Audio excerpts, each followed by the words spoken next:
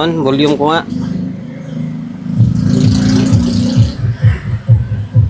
Ay, umiilaw agad yung ilaw natin.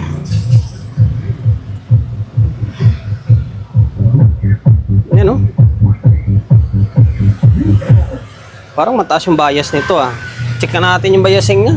Ito, power amplifier again. Again and again. Yan, tinakpan ko lang yung brand name. Nirap na, magka-issue ulit tayo. Ayan. Okay, alam nyo naman siguro to kung anong brand to.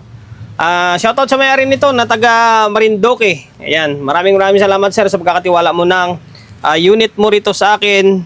Layo ng pa rin ng Marinduque, pinadala pa rito para ipagawa. Although marami na akong taga Marinduque na customer pinapadala rito by door to door na van. Okay. Ang issue nito, andyan sana sa may conversation ni sir, oh. Yan sa may love letter niya. Ang sabi niya ay meron daw DC out, para may DC out daw na sa isang channel, para may DC out daw. Kapag nilagyan mo ng speaker, muugong daw. Okay? Kaso, nung binuksan ko ito, kasi nga ito troubleshoot ko na nga sana para mas mabilis yung video, ito yung napansin ko. Tingnan nyo yung capacitor, oh. Nagkaganda luwag. Isa na lang yung naiwan na matigas. Ito na lang. Ito matigas to. And the rest, puro alog na. Okay? Isa na lang naiwan. Hindi ko lang alam kung doon pa lang sa kanila ni Bossing, ganito na ito. Or maari siguro nasa biyahe, di ba? Nasa biyahe, siyempre tad-tad yung baka lubak-lubak siguro daan. Lubak-lubak siguro daan sa Marinduque kaya nagkaganito. Okay? Pero nabuwal siya. Ngayon, bago natin i-troubleshoot to, kailangan i-con muna natin to, i-fix muna natin tong capacitor, di ba? Tatanggalin muna natin tong supply, tapos iinang natin maigi to, tsaka lagyan natin ng pandikit. Okay? Baklasin ko muna ito, saka tayo mag-proceed sa issue ni Bossing na kung aling channel yung may problema. Kasi iti-testing natin to ng ganito yung sitwasyon. Wala rin, useless, di ba? Kasi nga, dito pa lang, kita na may problema. Okay, baklasin ko muna ito. Baklas ko na yung power supply niya, hindi maganda. Itong isa, putol na yung paa niya. Putol na yung paa niya. Yung iba nito, sigurado ko, yung kabilang side nito, putol na. Yung kabila na lang kumakapit. Isa lang tinitingnan ko ang gulo dito, yung pagkarga siguro to. Baka nakatagilid to or ano. Kaya nagaganda putol. Ito putol na talaga, oh. Ngayon, ang gagawin ko rito, kasi sa ngayon daw wala pa namang budget si Bossing, gawan lang muna ng paraan. Dudugtungan lang natin ng paa ito. Bahala na kung anong diskarte na lang, basta may balik natin. Tapos yung iba, baklasin natin to. Tulad ditong maalog. Tingin ko yung kabilang side nito putol na, eh. Yung kabila na lang yung kumakapit. Okay? Binaklas ko na yung pinaka board ng capacitor, and then dito tayo nalungkot. Ito bali 1, 2, 3, 4, 5 itong malala, oh, naputol na natuluyan ng isang paa niya, and then yung 4 pilay na, naputol na tag-isa. Tingin ko nakatagilid talaga ito, nakatagilid to ganito, oh. Tagilid siguro yung pagsampa nito o ang pagkarga, kaya naputol. Siyempre alog-alog siya, naputol, and ayan, naisalba itong 1, 2, 3, 4, 5. Itong isa, yung matigas pa, hindi ko na babaklasin to kasi makapit pa yung pandikit niya, eh. And then ito guys, take note, baka mamaya i-bash nyo ako, sabihin dapat pinalitan na. Kakatawag lang ni Bossing, ang sabi niya sa akin na ibalik lang ito, gawan na lang ng paraan. Kung maring dugtungan na lang yung paa nito, dudugtungan lang para magamit niya lang muna, kasi kapag may budget na siya, saka daw siya na lang magpapalit ng capacitor. Okay? Baka mamaya i-bash nyo kayo. Inunahan ko lang kayo. Kaya kung ako lang, mas gusto ko talaga magpalit ng buo dito or bago. Kaso nga lang, yun nga, sabi ni Bossing is gawa ng paraan. Di, gawa na lang muna natin ng paraan. Di ba? Ngayon, wala. Ang diskarte na lang siguro dito. Ikuhan ko na lang to. Lalagyan ng alambre na makapal o ano. Basta may dugtong natin yan.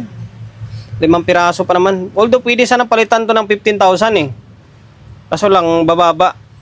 Kasi meron ako ritong 100 by 15,000, eh. Yung panlagay ko sana doon sa isa, pwede naman sana. Ano ba yun? Yung matangkad natin na 15 din. Ito, pwede sana to, eh. Ayan o, pwede sana. Kaso, wala yun na request ni bossing kung sakali siya na lang daw order Okay, gawin na lang natin yung inuutos sa atin. Dagdag ko lang muna, bago ko ikabit to. Pandikit ulit, rugby. Dami ko rugby dito. Yan. Rugbyan muna natin bago natin isalpak. Tsaka mamaya, pag nabuo na natin ulit, tsaka natin lagyan ulit ng rugby sa taas naman. Sa taas naman natin lagyan, yung tipong magkakasama sila lahat. Para kahit ibiyahe, hindi siya uuga-uga. Okay, may rugby na to, pinairan ko na. Mas maganda nga yung medyo tuyot-tuyot na konti para kapit siya. Okay, ngayon balik ko to. Itong 5 siguro, pagsasamahin ko na to dito na side. Tapos yung mga putol na yan, dito naman sa may kabilang side siguro yan. Okay? Ito na, binalik ko na. Para wala lang nangyari, oh. Hindi ko na pinakita kung anong diskarte na ginawa ko dun sa paa. Siyempre, hininangan ko lang yung mga putol. Ito lang, oh, paa ng transistor para medyo mas makapal siya, di ba? Okay, ayun siya, oh. Medyo madugyot lang siya tingnan kasi nilagyan natin ng rugby para sa safety. Hindi bali siya medyo messy tingnan pero matibay naman, di ba? Kung sakali balik natin to baka matatadtad na naman, mapuputol na naman ulit, di. Taas baba yan, kargado ng rugby yan. Tapos ito yung likod niya, oh, para wala lang nangyari, di ba? Oh, pwede na ulit laban to. Ngayon, balik na natin to. Balik natin to sabay testing natin kung ano yung pinaka problema niya. Okay? Ibalik ko na yung power supply natin. Okay? Mas matibay na siya, wala nang alog. Lalo pag natuyo yan, lalong titigas pa yan. Ngayon, tingnan natin kung ano yung magiging kalabasan sa tawas. Okay?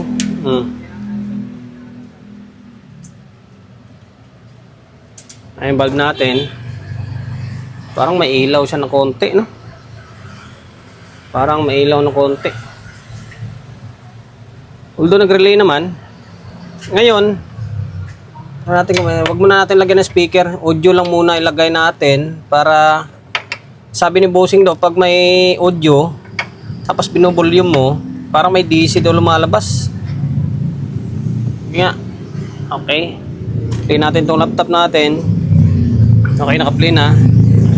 Channel 1. Do okay naman, may signal. Ito, channel 2. Parang okay naman Parang okay naman. May signal naman. Ito, sabay natin dalawa. Okay naman, parang may signal naman Okay, lagyan nga natin ng speaker yung channel 2. Parang channel 2 daw yung problema niya Okay, lagyan ko ng speaker Okay, ngayon, volume ko nga. Ay, umiilaw agad yung ilaw natin.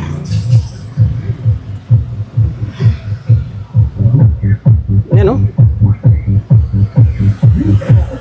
Parang mataas yung bias nito Check na natin yung biasing niya. Tingnan natin bakit ganun. Parang umiilaw agad yung Parang umiilaw agad yung niya. Yung bulb natin kunting-kunti lang Ito. Putang taas. Sa 0.6 yung mataas, mainit to sigurado. Dito. Okay, dito nasa halos magpo 0.5. Okay, ito halos magpo 0.5. Pwede pa to dito. Yung kabila mataas. Yung channel, lipat natin sa may channel 1. Tingnan natin kung ano mangyari sa channel 1 Lagyan natin ng input. Bakit ganun? Okay, ito.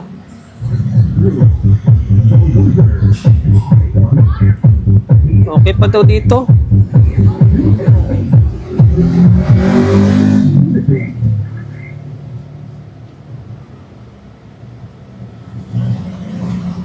Although parang may sabit lang yung control. Medyo mataas yung mga bias nila. Ba't yung ganun, no? May nakita ko doon, parang nasunog na doon, no? Ayun, no? May resistor na yun, no? Parang nasunog na yun doon, ah.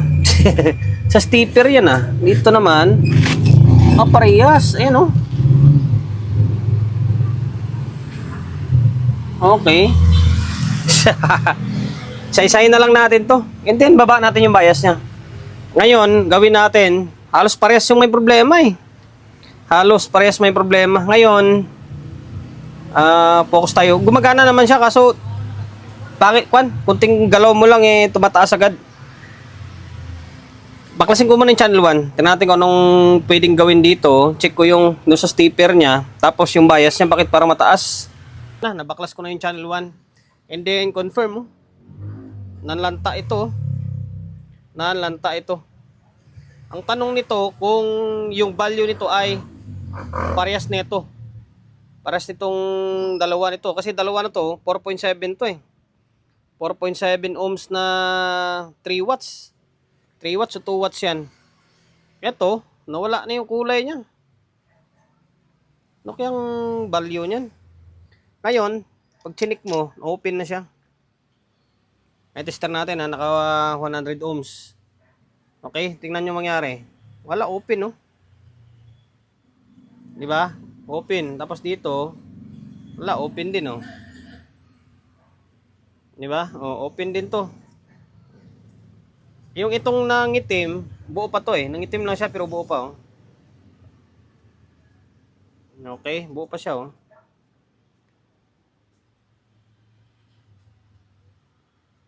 5.1 ito eh, 5.1K.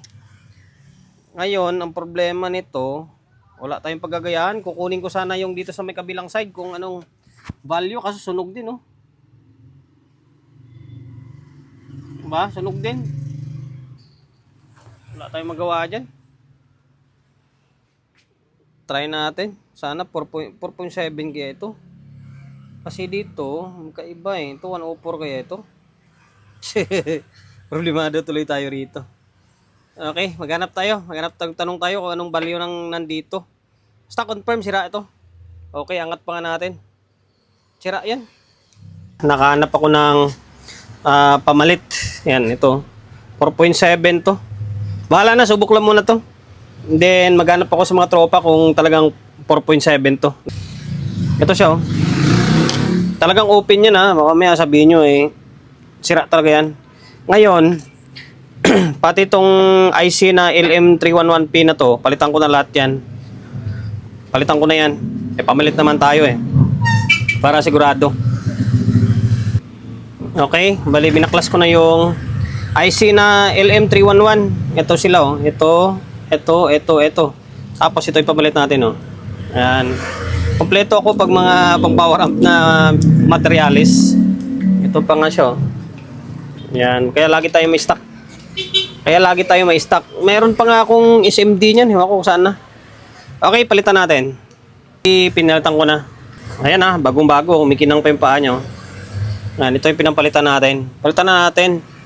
Pamalit naman tayo eh. Ayan. Ayan mga pyesa na natanggal natin. Tapos, buti nakita ko pa. Ito, biyak ko. Biyak yung mylar na capacitor. 104 ito eh. 104 na 250 volts o 630 ba yan? 250 yan. 250 yung pag ganyan kalaki. Sibak. Kita nyo naman, biyak na biyak oh. Okay, tanggalin natin, palitan natin. Ito kaya, buo pa kaya ito? Pinalitan ko na ng 104 na 250. Ayan. Okay. Tapos palit na tayo ng ito 4.7. Tapos yung LM na 311. Balik natin to. Testing natin. Tingnan natin kung ano mangyari. Hang natin itong channel 2. Binaklas ko na rin yung channel 2. Okay. Yung channel 1. Nakapwesto na yan. Eto. Same lang din yung issue. Oh. Sibak oh. Ayan oh. Sunog na sunog din oh. Okay. Sunog na sunog din siya. Tapos dito. Ito. Namaga na rin yung ano. Namaga na rin yung mylar dito. Kulang na lang din eh, sumabog siya oh. Namaga na. Okay, ngayon Tanggalin natin to. Tanggalin natin to. Tanggalin natin to. Tapos palitan natin 4.7 ohms. Okay. Palitan natin yan. Ano pa ba? Pwede natin gawin dito. Tapos ito, LM311, palitan na rin natin yan. Katulad dun sa ginawa natin sa isa, may pamalit naman tayo eh. Okay? Ano pa ba? Pwede natin gawin dito. Dito sa may min amp niya, wala naman tayong makitang problema eh. Tingin ko dito lang sa stepper. Okay, kalasin natin to. Tinanggal ko na yung nandito. Confirm, sira. Tapos pati dito pala, sira. Oh, focus ka. Ayan. Yung 5.1K na 5 watts ito eh. Kuan na siya. Anong tawag nito? Open. Ito siya oh. Ayan, na-open siya. Ngayon, ipakita ko sa inyo. Okay, halos same lang ng issue sa isang channel to eh. Okay, itong tester natin. Ayan, tingnan nyo. Ayun, ito siya oh. Ito, open talaga to. 4.7. 4.7, open. Tapos itong 5.1, open din. Oh, open din to. Tingnan nyo. Itong isa is good dito. Oh, to good to. Diba? Oh, good ito. Ngayon, palitan natin itong 4.7. Ang problema, yung 5.1K, wala akong ganito. Wala tayong stock. Wala tayong makuha na ng ganong value. To diskarte na lang. Pasensya na. Kung may bash nyo ako, bahala kayo dyan. Kung may bash nyo ako, vlog ko naman to eh. Eto, meron ako rito 4.7K. Yan, 4.7K. Wala akong 400 ohms na 5 watts. Ang meron ako 470 na 3 watts. 3 watts din ito. Okay? Ito na lang gagawin ko. Magsiseries tayo. Diskarte lang yan. Paano? Para saan? Para naging technician tayo, di ba? Kung di ka marunong lumiskarte. Okay? Ganito gawin natin. Isi-series natin. Medyo awkward man siya tingnan. Pero, sabi ko nga eh, gagawin at gagawin nyo yan once na wala kayong pyesa. Pero, pero kapag may encounter nyo ganito, huwag nyong, ano tawag nito, pag may encounter nyo to, palitan nyo ng bago huwag nyong gayahin. Akin idea lang. Okay? Pwede yan. Ang labas nito is 5.170. Okay na yun, pasok na to. Okay? Ayan, ngayon ipag-series lang natin to dito. Medyo awkward man yan, pero gagana yan. Pinalitan na natin. Ito, 4.7, 4.7. Tapos dito, tingnan nyo ginawa natin oh. Diskarte lang yan. Tapos, yung LM na 311 pala, pinalitan na rin natin. Katulad din sa isa. Ayan, dami natin pamalit dito eh. Sabihin naman ng iba, aksaya tayo sa may pyesa. Hindi naman kayo bumibili, ako naman eh. Di ba? Ayaw mo pa nun, di ba? Naging brand new yung nilagay natin. Okay lang yan, pwede naman yan eh. Actual eh. Ayun, dito pinalitan ko na rin. Ito. Pasensya na kayo. Pinalitan ko na rin to. Yan, 104 na 250 volts. Kita nyo naman, tamad ako magbaklas ha. Pinatong ko na lang sa taas. Okay, ito siya. Namaga ng isa. Namaga na, kulang na lang. Puputok na ito. Di ba? Namaga na itong isa. Tingin ko okay pa itong isa eh. Pero namaga na rin. Ayan, pinalitan na natin ha. Ngayon, testing natin ulit to. Ito guys, yung natataasan pa ko ng bias nito eh. Try ko mamaya to kung kaya kong ibaba. Try natin kung ibaba. Kailan mapatino muna natin to. Muntik ko na makalimutan. Pahabol. Ito, sira pala yung MOSFET dito.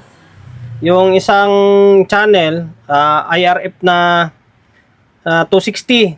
Ito, sira to dito. And then sira dito sa may dalawang channel. Sa isang channel, sira yung dalawang MOSFET dito. Ngayon, marami nagtatanong kung anong value nito. Marami nagmi-message sa akin kung anong value nito. Ang value nito ay 59 and 30. 59 and 30. Okay? Ngayon, sabihin nyo baka magawa lang tayong kwento. Sabihin nyo, hindi naman sira. Ito sira to Ito siya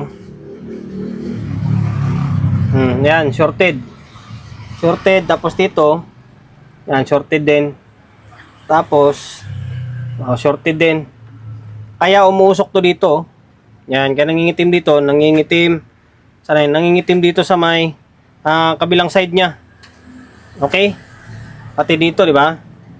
Ngayon, palitan natin, tapos diretso na tayo. Ito na, pinaltan ko na, dalawa. Pinutol ko lang itong mahaba na paa niya. Okay, dalawa dito. Yan, 59 and 30 yan, pilat natin, oh. 59 and 30, tapos dito, isa lang. Yan, 59 and 30 din. And the rest, okay. Balik natin. Ito na, naglagay na ako ng dalawang speaker yan, ha. Dalawang input. Laptop natin, gumagana na yan, oh. Okay, ngayon. Nakaraan, kapag pinihit mo, automatic, nag-clip agad siya. Ngayon. Okay na, oh. Channel 2 yan, ha. Tapos, channel 1. Dalawa. Solid na tunog. Ngayon, meron ako ipapakita sa inyo na dapat natin i-adjust dito. Kung maaaring i-adjust natin. Ngayon, tanggalin ko muna ito. Kasi kapag nagsukat ako ng bias, tinatanggal ko muna yung speaker and then audio input para talagang bias lang yung masusukat mo. Ngayon, pakita ko sa inyo, ha. Naka-range tayo ng 2.5. Ngayon, balistad lang, ha. Ito. Kung mapapansin nyo, taas ng bias, oh. Di ba? Halos magpo 0.6 na siya, oh. Mainit yan, and then maaga mag-clip. Ito, medyo mababa ng konti. Pwede pa natin i-consider ito, eh. Ito, pwede pa i-consider ito. Nasa 0.4, magpo 0.5. Ito talaga, lumagpas na ng 0.5, eh. Oh. Di ba? Ngayon, gagawin natin dito, alam niyo naman, si Boy Pix tayo, eh. si Boy Pix tayo, eh. Ngayon, fix natin siyempre. Ang unahin natin gawin dito ay mabilis uminit to pag ganito. Bakasin natin ito. Dito tayo sa channel 2 agad. Try natin kung kaya natin ibaba ng mga 0.4. Baba natin ng 0.4. Okay? Diskartehan ko, ah. Phoenix bias ko na. Ito, mangingi ako ng pasensya na. Mangingi ako ng pasensya sa inyo, ah. Medyo confidential. Hindi ko muna sasabihin kung ano yung value na ginamit ko. Although, meron akong mga vlog nito na sinabi ko, eh. Panoorin nyo na lang siguro sa previous vlog ko. Pero sa time na to, hindi ko muna sasabihin. Kung anong value. Basta Phoenix ko yan. Ayan. Ito, tinanggal ko ito, ah. Value nito ay 200. Kaya focus ko. Ayan. 200 ohms, oh. 201. Yan. Trimmer na to. Ang unang subok ko, maabot siya ng kulang-kulang 0.5. Alos pantay dito. Ngayon, binaba ko pa siya. Ngayon, ito na siya, oh. Tignan nyo. Pasensya na, ah. Panoorin nyo na lang sa mga previous vlog natin kung talagang gusto nyong malaman kung ano talaga yung ginamit ko na biasing. Okay? Eto. Teka lang. Raise natin ng 2.5. Kasi marami nang nagagalit ng kapwa natin technician sa akin. Tingnan nyo ano nangyari, oh. Baba, di ba? Ganda, oh. Nasa 0.3 na lang, oh. Diba? Oh. Tingnan nyo yung ilaw, oh. Humina na siya. Ngayon, ito yung isa. Ito yung stock. Hindi pa natin ginalaw to. Medyo mataas pa rin, di ba? Magpo 0.5 na yan. Medyo mainit yan. Ngayon, siyempre, pasadaan na rin natin yung isa. Yan, stock pa yan, ha? Baka sabihin nyo, eh. Okay, stock dito. Yan, tinanggal natin yan. Ngayon, fix natin to para matapos yung video natin. Na-fix ko na rin yung isa. Punta nyo. Okay. Ito yung mga trimmer, oh. Ngayon, sukat tayo. Pasensya na, medyo exclusive muna tayo. Baka matawagan na naman tayo. Alam mo naman, eh. Okay. Ito siya, oh. Ganda na ng bias niya, oh. Diba? Tapos, itong isa, oh. Oh, ha? Ganda, diba? Tingnan yung ilaw, oh. Pino na siya, oh. Okay, ngayon, nagkabit ako ng speaker, tapos audio input. Okay na to. Naibalik ko na yung, or naipix ko na rin to, naibalik ko na ito. Ngayon, ta natin, 220 naka 220 ako. Kasi meron mga nagsasabi na dapat sinukatan natin nung 220 na siya. Okay, pakita ko sa inyo. Yan, naka 220 na, ayan Ngayon, kailangan mag-ingat lang kapag nagsukat ka ng 220. Kapag kumabuse ka, yari na. Yari na. Ayan siya nasa 0.4 lang Bumaba. Itong isa. Parehas, diba? Ngayon, maglagay tayo ng off ko muna para sigurado. Lagay muna tayo ng speaker para matapos na yung vlog natin Speaker dalawa. Okay. Tapos dito dalawang input. Okay, yan na. Yeah. Okay. Handa ko lang yung audio natin. Okay, yan, gumagana na yung laptop. Channel 1, channel 2. Solid ng tunog. Solid ng tunog. Pero kung ako lang, mas may advice ko dito, palitan sana ng kapasitor to, mas maganda. Pero bahala na si Bossing dyan. Yan lang, pinagawa lang sa atin ng paraan yan. Siya naman nagsabi na kung sakali siya na lang magpalit ng kapasitor, okay? Yan na. Hindi na to mainit. Hindi na to mainit. Solid na tunog niya. Solid na tunog niya.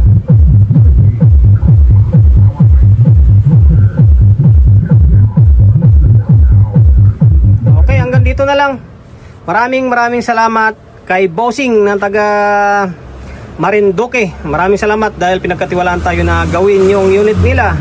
And then sana nakapagbigay ideya ulit ako sa mga kapwa natin technician na medyo bago-baguhan lang. Medyo bago-baguhan lang take note. Sa mga master, wala, baliwala na lang sa kanila to. Very basic na lang sa kanila to.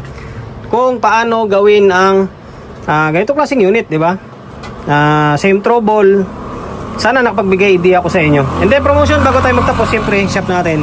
Solid G Electronics Repair Shop number 61, Don Julio, Gregorio Street, sa Uyo Road, sa Uyo, Quezon City. Social media pages natin, so hindi pa nakapag-follow, paki-follow, and then syempre paki-share na video natin sa my Facebook, YouTube channel. So hindi pa nakapag-subscribe, paki-subscribe, like, share, and then syempre paki-hit ng bell button sa gilid para updated ka sa mga susunod na video na i-upload ko. Ingat, God bless, and then peace atin lahat.